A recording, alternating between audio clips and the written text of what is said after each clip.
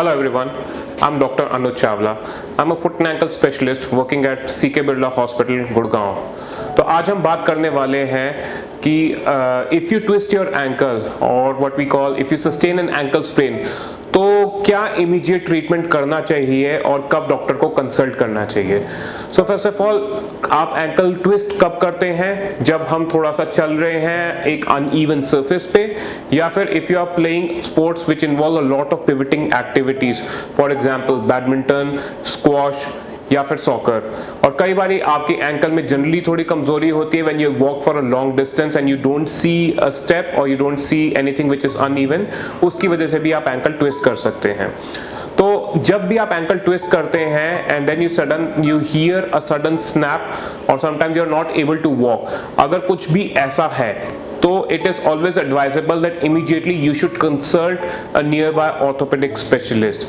सो जब आप नहीं चल सकते या फिर जब आपको कुछ कड़क करके कुछ आवाज आए उस टाइम पे, but many a times what happens is that you are immediately able to get up and you are able to walk. So उस केस में most probably आपको फ्रैक्चर नहीं हुआ है, but what you might have suffered is a minor to maybe a slightly moderate ankle sprain. Generally उन cases में आप देखेंगे कि आपके जो एंकल है उसके आउटर एस्पेक्ट में आपको स्वेलिंग दिखेगी, कई बारी वहीं पे ही थोड़ा पेन हो सकती है, and certain cases you would have a little bit of bruising as well. So अगर आपको कुछ भी ऐसे सिम्टम्स हो रहे हैं, so the most important immediate treatment for any such condition is said by a mnemonic called as RICE. RICE stands for rest, ice, compression and elevation. So rest का मतलब है कि आप अपनी एंकल को और अपने फुट को रेस्ट करिए, ज्यादा चलिए फिरे मत।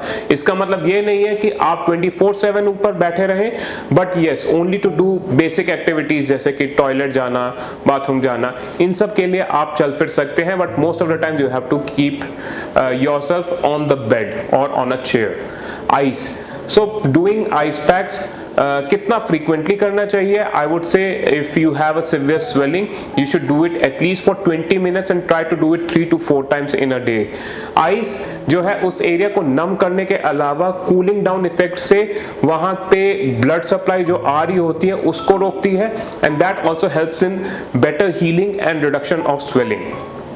Compression can be done in the form of a crepe bandage, यानी कि एक गर्म पट्टी लेके उसको टाइटली रैप कर दीजिए, बट आप ये भी ध्यान रखिए कि वो इतना टाइट ना रैप हो जाए कि आपके टोज के अंदर स्वेलिंग ज्यादा आ जाए, क्योंकि वहां के ब्लड सर्कुलेशन जो है वो कम हो गई है।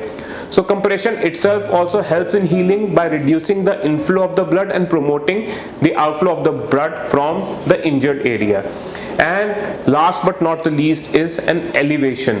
So whenever there is swelling, generally the gravity helps in reducing the swelling and helping the blood and all the unwanted material in your foot to flow to the heart with the help of a gravity.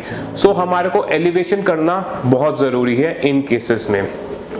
But yes, there is another P added to it sometimes, which we call as protection. So protection can be in the form of ankle brace for minor to moderate cases, and in the form of a plaster or a pneumatic boot in those cases जिसमें ankle sprain कुछ ज़्यादा severe है और swelling बहुत ज़्यादा है। अगर आप चल नहीं पा रहे हैं तो आपको डॉक्टर के पास जाना है to rule out a fracture and to see if the sprain is really severe. और अगर आपका दर्द जो है एक हफ्ते के अंदर ठीक नहीं हो रहा, या दर्द और स्वेलिंग जैसे जैसे टाइम बढ़ रहा है बढ़ते जा रहे हैं, then also you should consult a doctor to make sure that we are not missing out on something else. So if you think that you are suffering from an ankle pain या आपको कोई ankle injury है, you can always take an appointment. Also in the comment section please do write to us if there is any particular topic on which you want us to make a video. Thank you very much.